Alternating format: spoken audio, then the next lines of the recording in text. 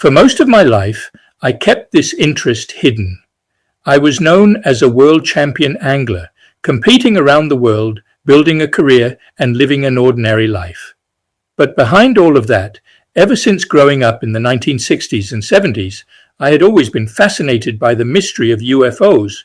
At first, I thought it was simply science fiction, until two of my closest friends experienced something they could never explain.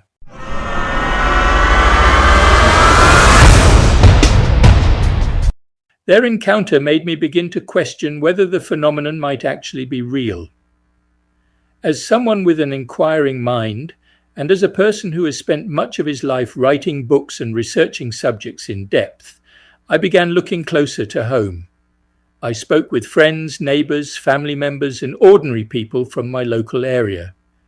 What surprised me was that Ken and James were not alone. Over time, I discovered that many people had experienced strange sightings and unexplained encounters, but very few were willing to speak publicly because of the stigma attached to the subject. At the same time, I was still heavily involved in competitive angling and public life as a former world champion angler with a large following across social media.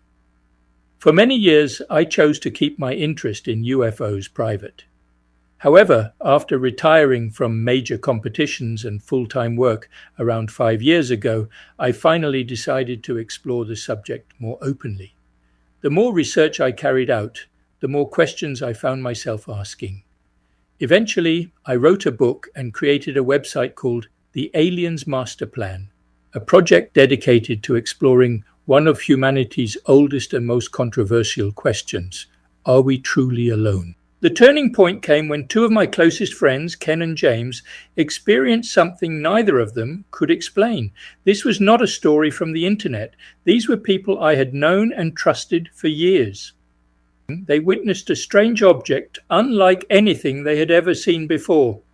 It moved silently, hovered in ways they believed no conventional aircraft could, and then disappeared just as suddenly as it had appeared.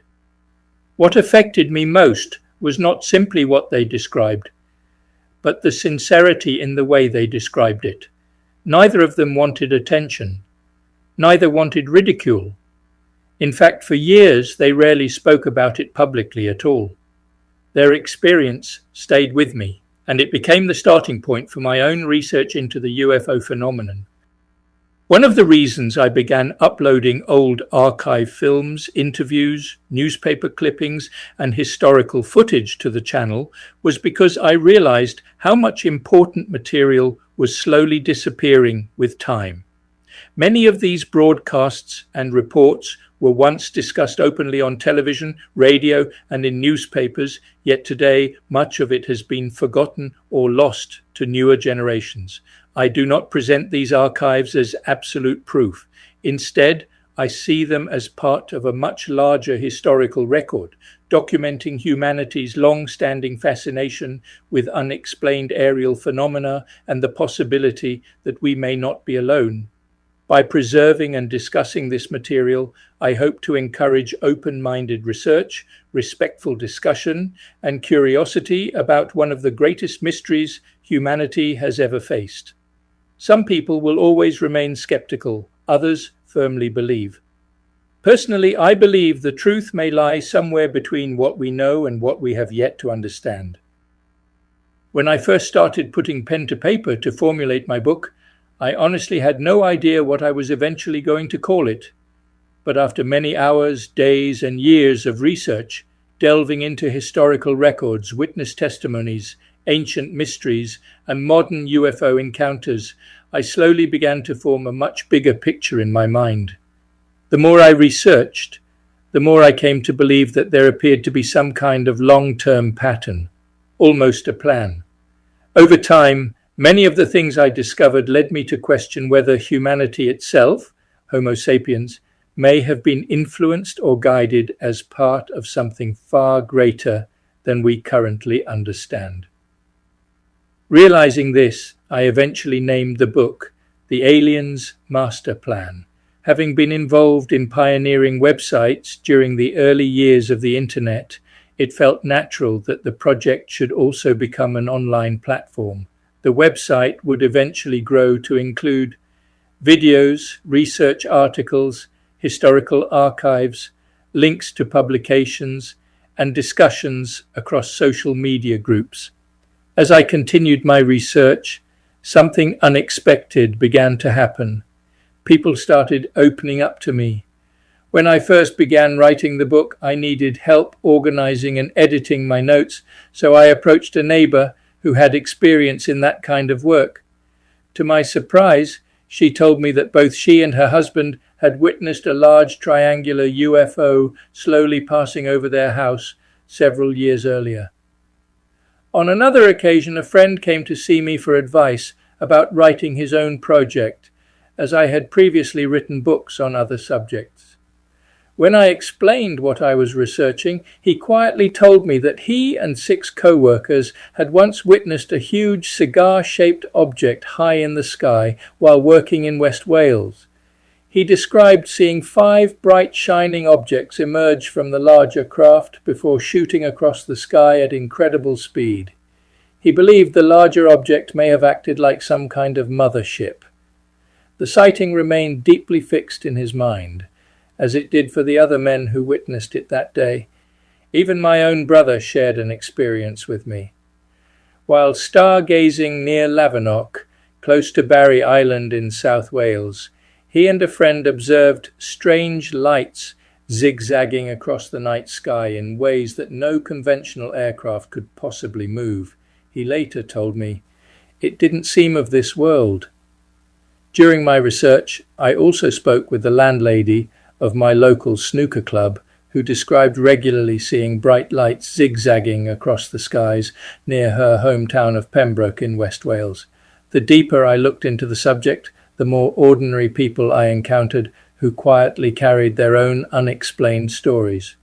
At one point, I mentioned my UFO interest in a blog post on one of my angling pages. One of the groups has over 28,000 members, and while some people responded with humor and skepticism, likely because of the stigma that has surrounded the subject for decades, others contacted me privately. One particular message stayed with me. A man told me that his father had once been fishing alone on a canal late at night near Birmingham when he witnessed a saucer-shaped object hovering silently overhead. He said his father became so frightened that he hid in nearby bushes until it disappeared. The following day, local reports emerged claiming that 2 young people had allegedly experienced an abduction encounter and described being taken aboard an alien craft. Was it coincidence, or was there something more to the story? I still do not claim to have all the answers. I am simply continuing the search for truth, and what fascinates me most today is that after decades of secrecy, ridicule, and denial, governments around the world are finally beginning to release UFO files and openly discuss phenomena that for many years people were afraid even to mention. Perhaps the greatest mystery is not simply whether we are alone in the universe, but how many ordinary people from all walks of life have quietly experienced something they could never explain. For most of my life, I kept these interests private. But today, attitudes are slowly changing. Governments are releasing files, military witnesses are speaking publicly, and more people than ever before are beginning to ask questions that for decades were dismissed or ignored. I still consider myself a researcher, an observer, someone searching for answers rather than claiming to know them all.